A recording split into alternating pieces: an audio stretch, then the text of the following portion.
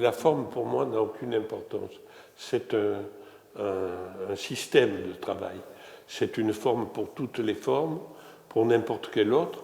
Bien sûr, je ne peux pas en changer, parce que si j'en changeais, j'en spécifierais une autre au même titre que celle-là. Mon propos, c'est plus de prendre une surface, de la scander, de trouver un rythme pour travailler.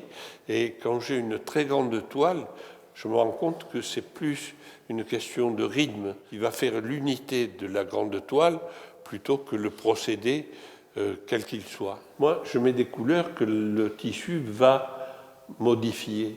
Donc, je ne sais pas, quand je la mets, ce que ma couleur va devenir. Elle risque de tomber très fort, au contraire de se marquer de manière très précise. Et a priori, d'emblée, j'accepte le résultat, quel qu'il soit. Et je ne refuse rien et je ne me trompe jamais. Je pars du principe que si elle me déconcerte, c'est que je n'ai pas la maturité de la recevoir et qu'elle préfigure quelque chose d'autre et que le travail petit à petit va arriver à l'intégrer. Il se trouve que mon assistant m'a emmené des tissus. Il me cherche les pires tissus pour chaque fois essayer de me coincer et me faire caler.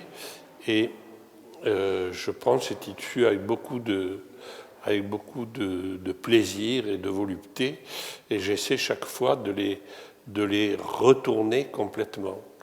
En même temps, il y a un côté parodique à la fois de l'art, du street art ou du pop art, qui m'excite beaucoup. Ce sont des arts qui travaillent essentiellement avec de la sérigraphie ou des techniques un peu industrielles. Ça me permet de retourner cette situation du côté de la peinture.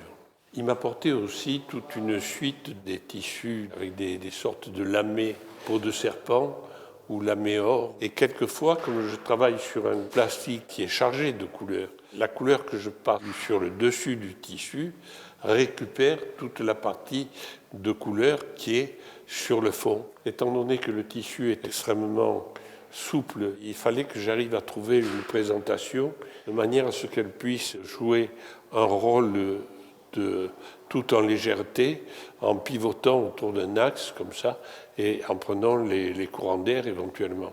Support surface, mon travail ne l'a jamais quitté. Si vous voulez, depuis que j'ai commencé à peindre des toiles non tendues, j'ai travaillé sur la déconstruction du tableau.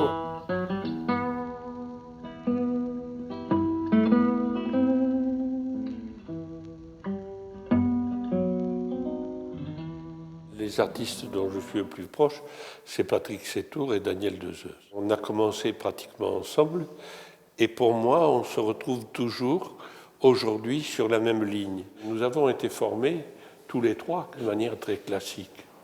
Et on a appris vraiment les bases de la technique traditionnelle et on a déconstruit en définitive tout ce qu'on avait appris en bien ou en mal de la peinture pour arriver à la nourrir et en faire chaque fois des ouvertures possibles.